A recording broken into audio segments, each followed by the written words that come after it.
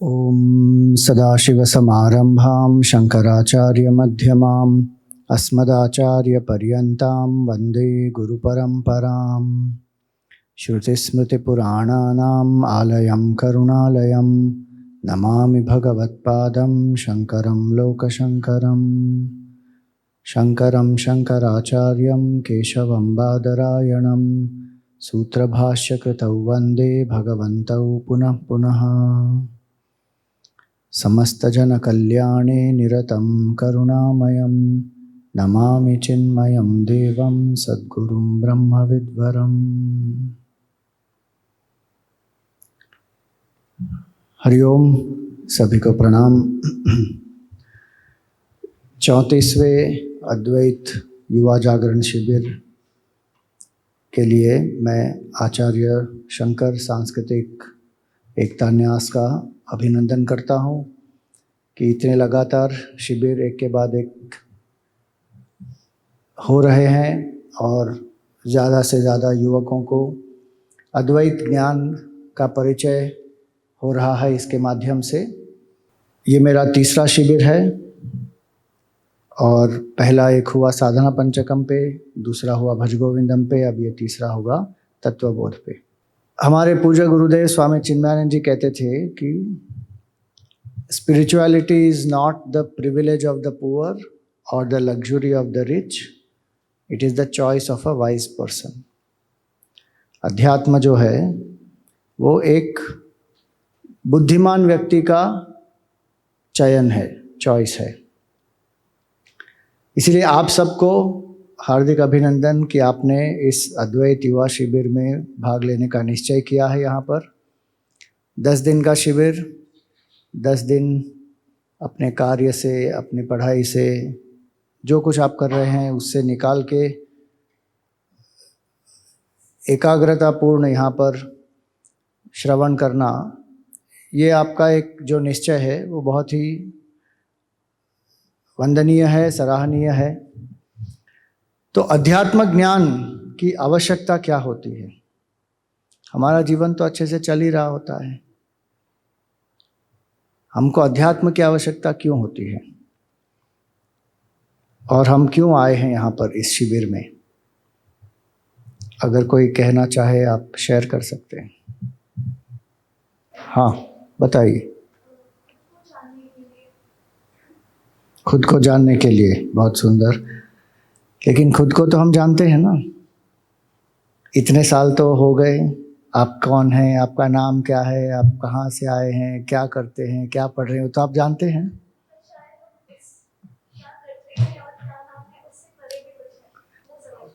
बहुत सुंदर। अध्यात्म का अर्थ ही ये होता है।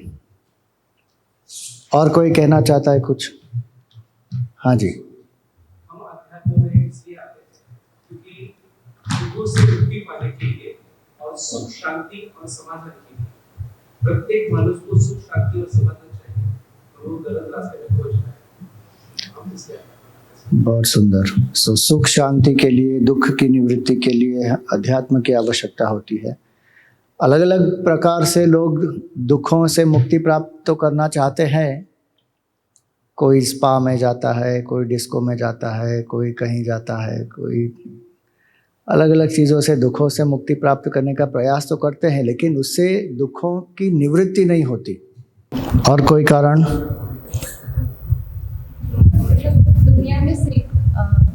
दुनिया में लाइक सैकड़ों जीव है, बट ऐसा बोलते हैं ना, ह्यूमन बीइंग के पास सेल्फ अवेयरनेस का एक प्रॉफिट है। सो इसके थ्रू हम सेल्फ अवेयर हो सकते हैं। हाँ। असंख्य जीवों में मनुष्य जो योनि है वही सबसे महत्वपूर्ण योनि है अपने एवोल्यूशन के लिए। और जैसे उन्होंने कहा, सेल्फ अवेयरनेस, अपने आप को जानने का एक बहुत दुर्लभ एक मौका हमको प्राप्त हुआ है मनुष्य जन्म में। और कोई? हरिओम स्वामी जी। हम अपने जीवन में पैसे, उन्नति, इज्जत, इन सब के पीछे भागते दौड़ते रहते हैं, लेकिन हमें स्वयं यही पता नहीं चलता कि हमें एक्चुअली चाहिए क्या। और हम वो कभी ढूंढ नहीं पाते, क्योंकि जवाबदारियां हैं, रिस्पॉन्सिबिलिटी, पैसा, मतलब लोगों के साथ कदम से कदम मिला के चलना है, कैरियर का सवाल है, पढ़ाई है, इन सब चिंताओं में हम ये भूल जाते हैं कि हम हैं कौन और हम यहाँ पर आए क्यों। सही है। तो मैं ये मौका, मुझे मतलब मेरे विचार में तो मैं काफ़ी दिनों से ये ढूंढ रहा था कि कहीं ऐसा जिसे निकल जाओ आप बिना बताए, बिना मोबाइल फ़ोन के, तो स्वयं को खोजने। तो मुझे इसका जानकारी मिली, हमारे टीचर ने दिया, तो मुझे बहुत अच्छा लगा कि कम से कम ऐसी चीज़ भी गवर्नमेंट करवा रही है, तो मुझे बहुत खुशी हुई और मैं आना चाहता था और मुझे सौभाग्य मिला। सारी सुंदर। तो ये होता है जीवन की, तो एक जो उसके धारा है, उसका एक प्रवाह है, उसमें हम सब बहे जा रहे हैं। क्यों कर रहे हैं, क्या कर रहे हैं, कई बार उसका महत्व जानते नहीं, इससे क्या प्राप्त होगा वो भी जानते नहीं। और इसीलिए एक कबीरदास जी ने क्या कहा, चलती चक्की देख के दिया कबीरा रोए, दो पाटन के बीच में साबुत बचा ना कोई। तो ये दो पाटन क्या है, अलग अलग उसके अर्थ हो सकते हैं। इस संदर्भ में अर्थ क्या है, राग और द्वेष एक होता है, लेकिन इस संदर्भ में अर्थ ये है कि योग और क्षेम, जो मेरे पास नहीं है उसे प्राप्त करने की इच्छा, और जो मेरे पास है उसे बचाए रखने की इच्छा, इसी में पूरा जीवन निकल जाता है, योग और क्षेम में। और इसलिए जो ये मानते हैं कि जीवन का लक्ष्य यही है, उनके लिए फिर ये अध्यात्म की आवश्यकता नहीं होती, क्योंकि इसी की जो कॉर्पोरेट वर्ल्ड में कहते हैं ना, रैट रेस में लगे हुए हैं। उसी कॉर्पोरेट वर्ल्ड में एक अच्छी कहावत है, in the world of rat race even if you win you still remain a rat, always afraid of a cat hiding below a mat. हम कुछ भी प्राप्त कर लें जीवन में, अपूर्णता तो बनी ही रहती है, भय बना रहता है, शोक से पूर्ण मुक्ति होती नहीं है। इसकी निवृत्ति कहाँ से हो? अलग अलग प्रयास हम कर सकते हैं, लेकिन जब तक हम ये नहीं जानते कि हम कौन हैं, इसलिए अध्यात्म का अर्थ क्या होता है, अधि एक अर्थ होता है अंदर, आत्मा मतलब मैं कौन हूँ। शरीर मन बुद्धि तो दिखते हैं, ये मैं नहीं हूँ, लेकिन अनायास हम ये मान बैठे कि मैं ये हूँ। अध्यात्म ज्ञान हमको अपने ही स्वरूप से परिचय कराता है। इसलिए महाभारत में बहुत सुंदर एक सुभाषित आता है कि आहार निद्रा भय मैथुनम च। ये जो चार चीज़ें हैं, आहार है, निद्रा है, भय मैथुन है, ये पशु और मनुष्य में समान है। सामान्य में तत् पशुभिर नराणाम। धर्मों ही, एक धर्म ही है जो इन सब मनुष्य को इन पशुओं से और बाकी जीवों से विशिष्ट करता है। और ये धर्म के बिना मनुष्य का जीवन भी व्यर्थ ही है। तो ये धर्म क्या है? जो हमारा स्वरूप है वो है धर्म, धारणा धर्म। धर्म का अर्थ एक ये अर्थ होता है कि मैं कौन हूँ। शारीरिक स्तर पर भी कई बार हमको पता नहीं होता कि शरीर का धर्म क्या है, क्या करना चाहिए, क्या नहीं करना चाहिए। शरीर मन बुद्धि, इन तीनों का मिश्रण जो होता है, इसके द्वारा हर एक व्यक्ति में एक यूनिकनेस होती है। तो मेरा स्वधर्म क्या है वो भी हमको नहीं पता होता, और मेरा स्वरूप धर्म क्या है, इन सब से परे एक स्वरूप है हमारा जो अजर अमर अविनाशी है, वो स्वरूप क्या है वो भी हमको नहीं पता। तो जितना हम अपने स्वरूप से परिचित हैं, उतना हम में एक शक्ति होगी, आंतरिक शक्ति, धैर्य होगा, क्योंकि हमको जीवन का जो लक्ष्य है वो भी पता होता है।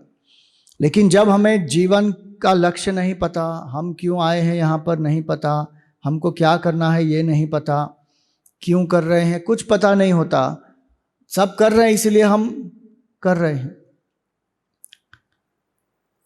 पशु भी जन्म लेता है, वृद्धि होती है, उसको भी एक घर बांधता है, बच्चे उत्पन्न करता है, मर जाता है। मनुष्य भी ये कर रहा है। केवल 2 चीज़ें पशु पक्षी नहीं करते जो मनुष्य कर रहा है, और वो क्या है? फॉर्मल डिग्री उनको नहीं मिलती और फॉर्मल मैरिज नहीं करते। और आजकल मनुष्यों को ये 2 चीज़ें की भी आवश्यकता नहीं है। तो आप सोच लें, फिर जीवन का प्रयोजन क्या होगा? अध्यात्म ज्ञान इस लिए हमको चाहिए क्योंकि सबसे पहले हम अपने आप को जानें, मैं कौन हूँ। व्यक्तिगत स्तर पर और आध्यात्मिक स्तर पर, दोनों स्तरों पर हमको जानना है कि मैं कौन हूँ। और इसीलिए गुरुदेव कहते थे कि spirituality is not a way to look at certain things, it is a certain way to look at all things. अध्यात्म किसी एक क्षेत्र में सीमित नहीं है या कुछ कर्मों तक सीमित नहीं है। जैसे ही हम अध्यात्म के बारे में सोचते हैं तो हमारे मन में क्या आता है? पूजा पाठ, मंदिर, प्रसाद, यज्ञ, हवन, दान, मंत्रों का उच्चारण, यही आता है। और हमको लगता है नो दिस इज रिलीजियस। और आजकल एक नया फैशन है हिंदुओं में, क्या? I am spiritual not religious. ये केवल हिंदू लोग बोलते हैं। कोई मुस्लिम बोलेगा क्या? कोई क्रिश्चियन बोलेगा?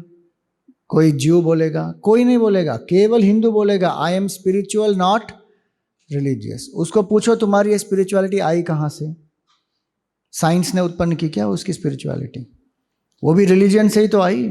जो अध्यात्म ज्ञान है वो हमारे हिंदू सनातन धर्म का ही एक भाग है, उसको हम दर्शन शास्त्र कहते हैं। और जो ये कहते हैं कि I am spiritual not religious, उसका अर्थ ये होता है कि उसको केवल फिलॉसफी जाननी है, उसको उसके साथ जो एप्लीकेशन है वो नहीं करना। उसका अर्थ क्या हुआ? वो कह रहा है कि I like to read books on swimming, I will read nicely the books on swimming but I will not jump into water. कैसे सीखेंगे स्विमिंग? फिलॉसफी पूरा पढ़ के क्या करेंगे? जब तक अपने जीवन में उसको कार्यान्वित नहीं करेंगे, जब तक मन को शांत नहीं करेंगे, एकाग्र नहीं करेंगे, उस दर्शन शास्त्र का, उस ज्ञान का जो लाभ होना चाहिए, उससे जो हमको अनुभव होना चाहिए, वो नहीं होगा।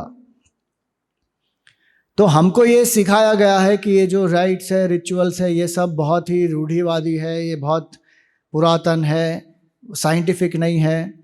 और ये भी हमको ये सिखा दिया गया कि साइंस वर्सेस रिलीजन। भारत देश में अध्यात्म और विज्ञान दोनों साथ साथ जाते हैं हमेशा, पुरातन काल से। ये पाश्चात्य जगत की देन है, जहाँ पर उनका साइंस और ये स्पिरिचुअलिटी साथ नहीं जाते और उनको हमेशा कॉन्फ्लिक्ट होती है वहाँ पर। और वो डिबेट यहाँ पे चालू कर दी, क्योंकि एक तो हमको अज्ञान है और ऊपर से दूसरे लोग हमारे धर्म को नष्ट करने के लिए बहुत प्रयास कर रहे हैं। आसानी से हम अज्ञान के कारण बहकावे में आ जाते हैं। अभी भी आप देखना, नवरात्रि चल रही है तो कितने लोग ऐसे वीडियोस निकालेंगे कि जिस देवी की आप पूजा कर रहे हो 9 दिन के लिए, उसी देवी का आप इतना तिरस्कार करते हो, शोषण करते हो, क्या मतलब आपके नवरात्रि का? अरे नवरात्रि का किसी भी महिला के ऊपर जो शोषण हो रहा है उससे क्या संबंध है? कोई संबंध ही नहीं है। जहाँ पर भी ऐसा शोषण हो रहा है वो गलत है, उसको बंद करना चाहिए और उसके खिलाफ जो कार्य करना चाहिए वो करना चाहिए। हम जो देवी की उपासना कर रहे हैं वो तो कुछ और ही है, जिससे हम अपने आप को शरीर मन बुद्धि से परे आत्म तत्व में स्थित करें। ये तो समझा ही नहीं किसी ने, और युवक ऐसे ही बहकावे में आ जाते हैं। तो हमको अपने बारे में जानना चाहिए कि अध्यात्म क्या है। It is not a way to look at certain things, it is a certain way to look at all things. एक दृष्टिकोण है कि हम पूरा जीवन आध्यात्मिक दृष्टि से हम जिए।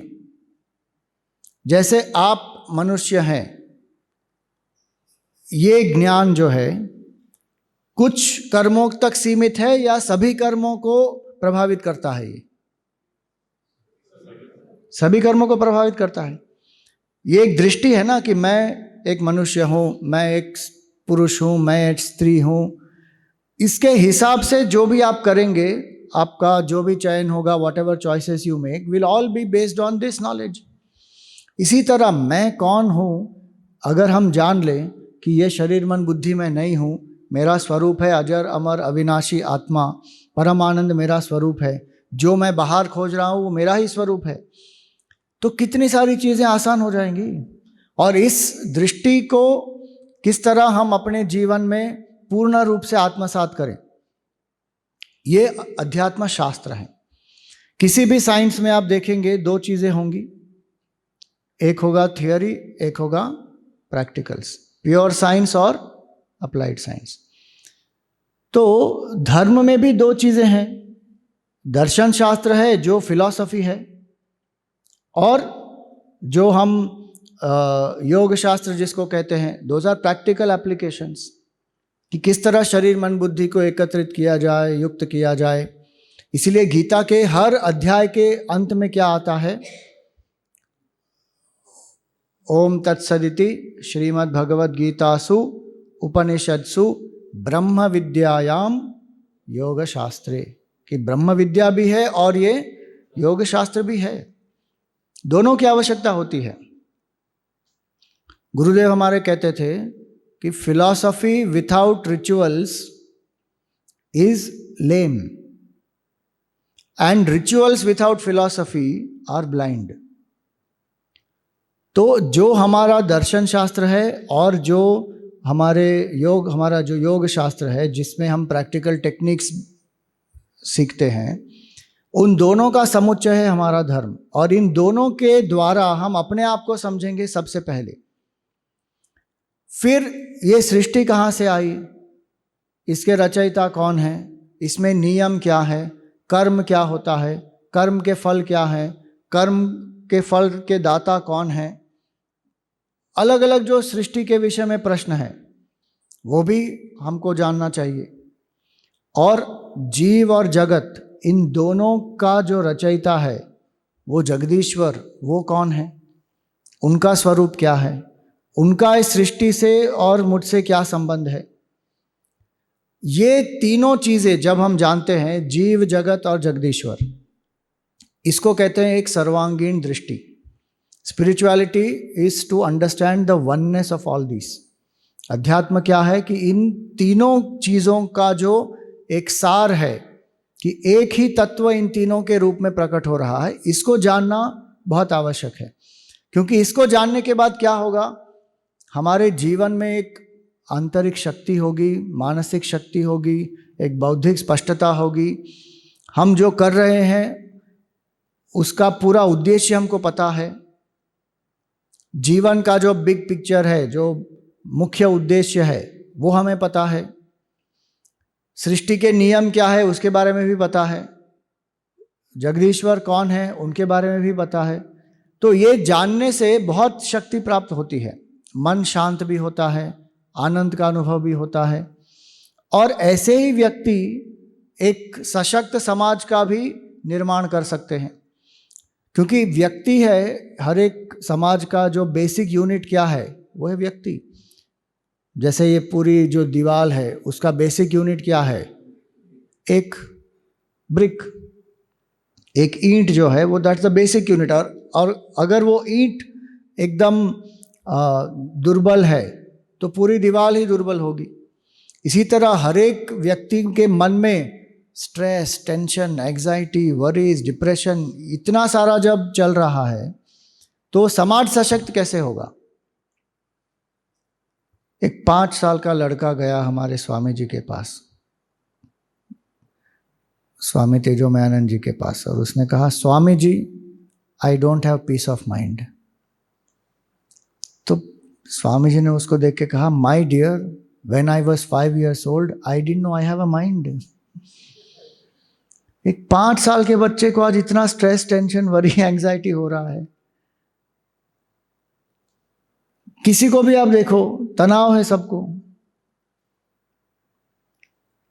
और उस तनाव के कारण कितने सारे अलग अलग उससे बचने के लिए ड्रग्स, डिप्रेशन, सुसाइडल टेंडेंसीज इतना क्यों बढ़ रहा है। मेंटल हेल्थ चैलेंजेस कितनी बढ़ गई है आज। कंपटीशन भी बढ़ गई है, प्रेशर्स भी बढ़ गए हैं, वो एक दूसरी बात है। लेकिन इनका मुख्य कारण क्या है? एक आंतरिक शक्ति कम हो गई है, ये उसका मुख्य कारण है। जो रोग प्रतिकारक शक्ति है, अगर वो अच्छी है हमारे शरीर में, तो हमारे आसपास जितने भी वायरस है, जर्म्स है, कीटाणु है, हम पर प्रहार करे तो भी हमको कोई रोग नहीं होता। क्यों? क्योंकि एक आंतरिक रोग प्रतिकारक शक्ति है, there is a inner immunity. इसी तरह अध्यात्म हमको एक इम्यूनिटी प्रदान करता है कि स्ट्रेस, वरी, टेंशन, एंजाइटी को हम डील करें। That mental strength is very important, और इसके लिए मन को ट्रेन करना है। विवेकानंद जी कहते थे, this world is a gym, we have come here to strengthen our mind. और इसीलिए हमारे गुरुदेव यही कहते थे कि a trained mind is better than a stuffed brain. मन की ट्रेनिंग बहुत आवश्यक है। केवल हम अपने आप को इंफॉर्मेशन से लोड करें तो कुछ नहीं होगा। मन की training, to train the mind is very very important.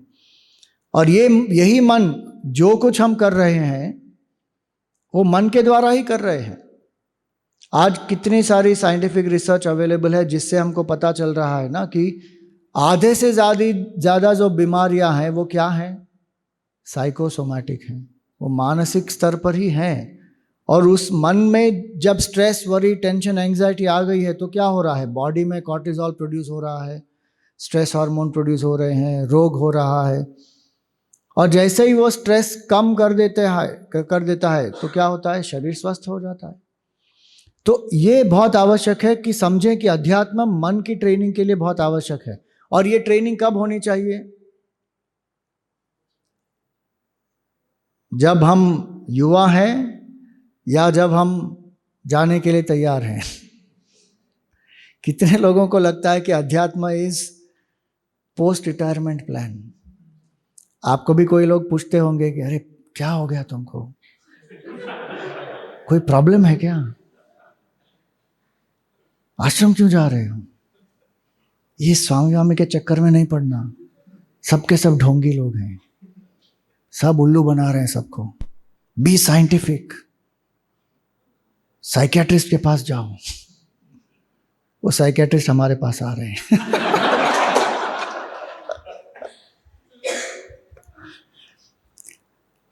क्योंकि लोगों को ये लगता है कि अरे अध्यात्म ज्ञान है, क्यों चाहिए, जवानी में क्यों चाहिए। और ये विडंबना ये है कि ये भारत देश में लोगों की ये धारणा है। इस देश में जिसने शंकराचार्य जी जैसे महान व्यक्तियों का निर्माण किया, कितने सारे साधु संत जो हुए, भक्त जो हुए, युवा अवस्था में हुए या नहीं? या आप महाराष्ट्र में आए हैं, जनाबाई, सक्कूबाई, ज्ञानेश्वर महाराज, तुकाराम जी, कितने आप लिस्ट ले लो, सबके सब युवा थे। विवेकानंद जी 20 साल की उम्र में उन्होंने संन्यास लिया था। ये हमारा भारत देश है जिसने पूरे विश्व को अध्यात्म के बारे में बताया और किस तरह अध्यात्म के आधार पर हम पूरा अपना जीवन जिए। हर चीज जो हम करें वो आध्यात्मिक दृष्टि से करें। How to eat, how to talk, how to walk, how to drink, how to work, हर चीज एक अध्यात्म दृष्टि से हम कर सकते हैं। जो पाश्चात्य सभ्यता जिसको भोग बना देती है, वही हमारी सभ्यता उसको योग बना देती है। कितना बड़ा फर्क है। सुबह सुबह उठकर सबसे पहले क्या करना चाहिए? कराग्रे वसते लक्ष्मी, कर मूले सरस्वती, कर मध्य तु गोविंद, प्रभाते कर दर्शनम। लेकिन आज का श्लोक क्या है?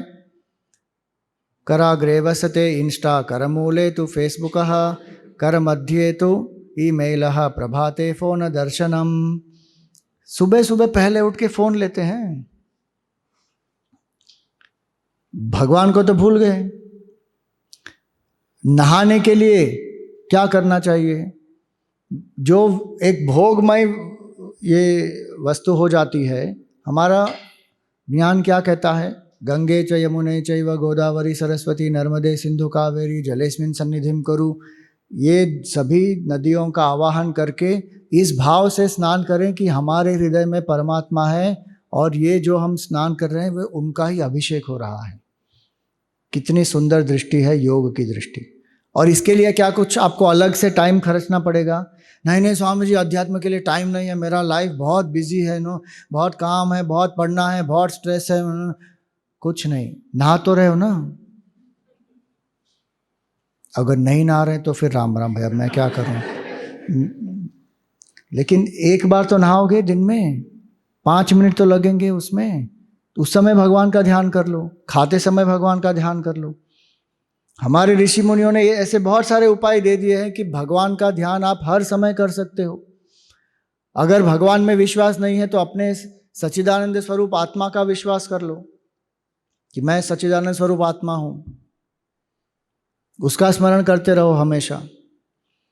तो ये अध्यात्म दृष्टि बहुत आवश्यक है। और आप इस अध्यात्म शिविर में आए हैं 10 दिन के लिए पूर्ण एकाग्रता से। आपके फ़ोन भी आपके पास से ले लिए गए हैं, कुछ समय के लिए दिन में दिए जाएंगे, और बाकी समय आप सुनिए, पढ़िए। यहाँ पर आश्रम का एक जो वातावरण है वो अध्यात्म ज्ञान के लिए, मनन के लिए, निधिध्यासन के लिए बहुत अनुकूल वातावरण यहाँ पर होता है। और बहुत सारे शिविर होते हैं यहाँ पर, तो एक आध्यात्मिक ऊर्जा भी है यहाँ पर, मंदिर हैं भगवान के। हम साधनाएं भी करेंगे, तत्वबोध के साथ साथ ध्यान की साधना भी होगी, उसमें आप जप भी सीखेंगे। शाम को सुबह को मंदिर की आरतियां भी होती हैं यहाँ पर। तो एक आध्यात्मिक उन्नति के लिए आप यहाँ पर आए हैं। और जितना व्यक्ति का आध्यात्मिक ज्ञान दृढ़ होता है उतना ही व्यक्ति सशक्त होता है, और जो कुछ प्राप्त करना है जीवन में सफलता भी प्राप्त कर सकता है, सुख, शांति, समृद्धि सब कुछ प्राप्त होता है। ऐसा नहीं है कि अगर कोई अध्यात्म का चयन करता है तो फिर जीवन में केवल उसको साधु सन्यासी बनना है। ये सब बहुत गलत धारणाएं होती हैं। अध्यात्म के आधार पर सब कुछ प्राप्त किया जा सकता है। हमारे 4 पुरुषार्थ क्या है? अर्थ, काम, धर्म और मोक्ष। पहले 3 पुरुषार्थ है अर्थ, काम और धर्म, मोक्ष आखिरी पुरुषार्थ है। तो इसलिए आध्यात्मिक साधना शिविर में आप आए हैं एक आध्यात्मिक भावना से, और जितना आप एक दूसरे से वार्तालाप करें उसको आध्यात्मिक स्तर पर रखें, और जो आपने सीखा है उस पर मनन करें, किस तरह अपने जीवन में अपना सकते हैं। ये 10 दिन के लिए भी अगर आप योग अपना सकते हैं, अपनाएं तो अच्छा होगा। और कितने लोग आए हैं जो एक दूसरे से परिचित हैं और आए हैं? 2-3 लोग बस, बाकी सब नए लोग हैं, एक दूसरे को जानते नहीं हैं। तो ये भी एक आध्यात्मिक साधना है कि हम नए लोगों से मिले, उनसे परिचय करें, उनके बारे में जानें। नहीं तो क्या होता है कि लोग आते हैं, कई बार हम जब कैंप्स करते हैं तो ग्रुप्स में लोग आते हैं फ्रेंड्स के साथ, और फ्रेंड्स के साथ ही समय बिताकर फिर चले जाते हैं। नए लोग जो आए उनसे परिचय नहीं होता, संबंध नहीं बनता। तो जितना आप एक दूसरे के बारे में जाने अच्छा है। और ये एक सत्संग भी जो है ना, अभी तो 10 दिन का शिविर है, लेकिन ये एक यात्रा है, अपने स्वरूप को जानने की एक यात्रा है। 10 दिन का शिविर तो केवल एक परिचय होता है। और जितना सत्संग ज़्यादा हो तो ऐसे कुछ अच्छे मित्र मिल जाएं जिनके साथ हम अपने आप को कॉन्वर्सेशंस में भी उन्नत कर सकें, साधना में भी साथ जुड़कर कर सकें। तो एक साधना का बल होता है, सत्संग का बल होता है, जिससे व्यक्ति अध्यात्म क्षेत्र में ज़्यादा गहरा जा सकता है। हर चीज़ में आप देखेंगे company matters a lot. Drug rehabilitation जब होता है ना, तो ये कहते हैं कि बहुत सारे लोग ड्रग्स छोड़ने का जो संकल्प है वो लेते हैं, क्योंकि उसको पश्चाताप भी होता है, उनको उससे मुक्त होना होता है। लेकिन 90% से ज़्यादा लोग वापस उसमें क्यों गिर जाते हैं? क्योंकि उसका एक मुख्य कारण है कि एक रिहैबिलिटेशन का जो सपोर्ट ग्रुप होता है ना, जब तक वो रिहैबिलिटेशन सेंटर में है तब तक दे आर अंडर कंट्रोल। फिर जब वहाँ से बाहर निकल जाते हैं तो वापस उनकी जो इम्प्रेशन से, पास्ट संस्कार जो हैं वो वापस जब उदय होते हैं, तो अगर उनके पास एक सपोर्ट ग्रुप हो तो फिर उससे वो बाहर निकल जाते हैं, जहाँ पे हर एक दूसरे को सहायता करते हैं कि don't fall for this temptation, how to face it, ये सब डिस्कशंस होती हैं। इसलिए कई जगह पर वो रिलैप्स क्यों होता है, क्योंकि सपोर्ट ग्रुप नहीं होता। इसी तरह लोग आते हैं शिविर में, 10 दिन बहुत अध्यात्म अच्छा हो गया, लेकिन 10 दिन के बाद जब वापस जाते हैं तो एक सपोर्ट ग्रुप रहता नहीं है उनका। अगर वो बन जाता है तो ये एक बहुत सुंदर अवसर है कि एक अपना सपोर्ट ग्रुप भी बन जाए। तो इसलिए इन सब उद्देश्यों से आप यहाँ पर आए हैं। आप अच्छे से यहाँ पर समय बिताइए। अलग अलग प्रश्न भी आपके हो सकते हैं, प्रश्नोत्तर भी हम कर सकते हैं, और हम सीखेंगे, एक दूसरे से सीखेंगे, और साधनाएं भी अलग अलग करेंगे। और ये अद्वैत जागरण शिविर से हम अपने वेदों का जो सार है अद्वैत, उसको जानने का प्रयास करेंगे, और उस अद्वैत की दृष्टि से जीने का फिर हम प्रयास करेंगे। तो इसलिए आपका यहाँ पर 10 दिन का जो वास है बहुत सुखमय हो, आनंदमय हो, और आप में बहुत सारे ज्ञान की वृद्धि भी हो। यहाँ पे बहुत सारे अलग दूसरी चीज़ें भी हैं। एक स्वानुभूति वाटिका है, चिन्मय जीवन दर्शन है। इन सब को भी जब आप देखेंगे तो बहुत कुछ आपको सीखने को मिलेगा, अपने बारे में, अपने सभ्यता के बारे में, संस्कृति के बारे में, धर्म के बारे में। तो इन सब का जितना ज़्यादा लाभ उठा सकें आप उसको उठाइए। और इतना कहकर अपनी वाणी को मैं विराम दूंगा। हरि ओम।